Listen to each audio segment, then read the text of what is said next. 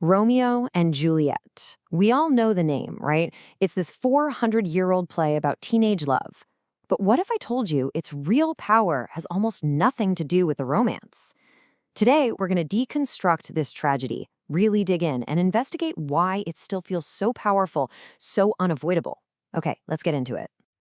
Right out of the gate, Shakespeare does something kind of crazy. He spoils the ending. I mean, it's right there in the prologue. No cliffhangers, no suspense. He just lays it all out on the table. Two families at war, two lovers, and yep, they die. And what this does is actually brilliant. Because we already know what happens, we're forced to ask a much more interesting question. The mystery isn't if they're going to die, it's why. How does everything go so catastrophically wrong? So that's our job today. We're going to go full detective mode on this thing. We're going to treat it like a cold case and examine the evidence to find the real culprits. And we've got three main suspects in our lineup: the toxic world they lived in, the adults who let them down, and, well, just plain bad luck.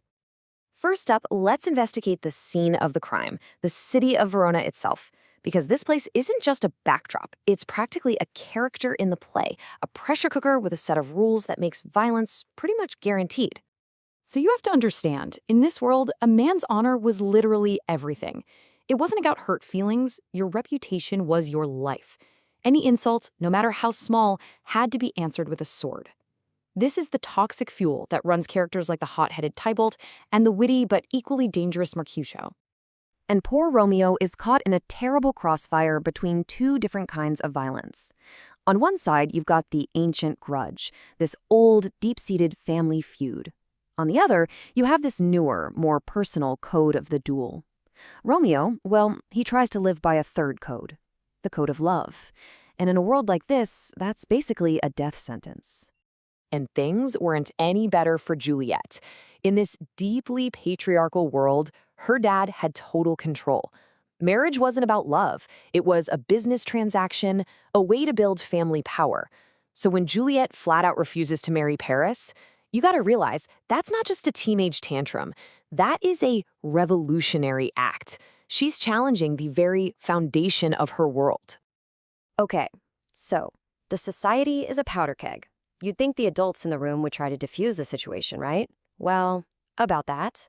Let's move on to our second suspect, the catastrophic failure of every single grown-up in this story. It's actually kind of staggering when you look at the list. Lord Capulet flips from being a doting dad to threatening to throw his own daughter out on the street. The prince keeps making threats, but he can't actually stop the violence. And Friar Lawrence, the wise mentor, his big plan is, let's be honest, unbelievably reckless and depends entirely on luck. But maybe the biggest gut punch comes from the nurse, Juliet's best friend, her mother figure. When Juliet needs her most, the nurse tells her to just forget Romeo, calling him a dishcloth, basically a dirty rag, and marry the other guy. I mean, wow, that's not just bad advice, that's a brutal betrayal. So you see what's happening here, right? With every adult they could possibly turn to, either failing them or betraying them, Romeo and Juliet are basically on their own. They become functionally orphaned, completely isolated.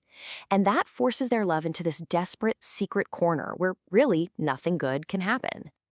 And that brings us to our third and final suspect. And honestly, this one might be the most chilling of all, because it's the one thing nobody can fight: fate.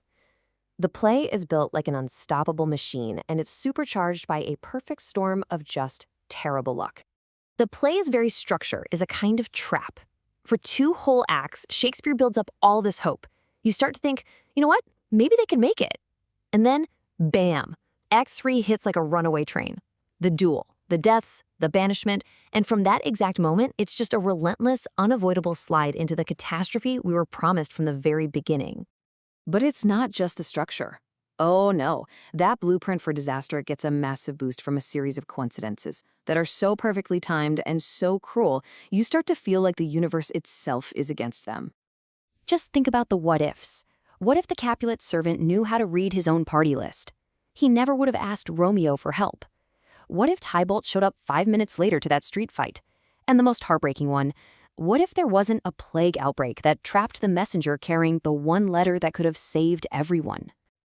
And here's the thing, the characters themselves feel it. Right after he kills Tybalt, Romeo doesn't just feel guilty. He screams, "Oh, I am fortune's fool." He knows, in that moment, that he's not in control. He feels like a pawn in some cruel cosmic game that he was always destined to lose. So, we've reviewed all the evidence. What's the final verdict? Well, the truth is, you can't pin this on just one suspect. The tragedy of Romeo and Juliet isn't a single event. It's a chain reaction, a fatal pileup where all three of our suspects collide. First link in the chain, a toxic society. The long-standing hatred and the violent code of honor created a world that was just waiting for a disaster to happen. It set the stage. Second link, the absolute failure of the adults. The parents, the mentors, the leaders, they abandoned these kids, stripped them of any guidance, and left them totally vulnerable. Third, we have to admit it, their own choices played a part. Marrying in secret after knowing each other for a few hours, Romeo's immediate need for revenge, their passionate, impulsive actions left the door wide open for fate to walk right in. And finally, those brutal twists of look, the missed messages, the bad timing, they delivered the final fatal blows that slammed the door shut on any chance of a happy ending. At the very end, the prince looks at the devastation and says it all. All are punished. The families are punished. The city is punished. In this tragedy, there are no winners. Everybody loses. And so that's the question I want to leave you with.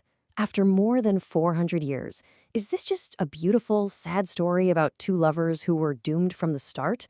Or is it a timeless and, frankly, a brutal warning about the real-world cost of hate? A warning that maybe, just maybe, we still need to hear today.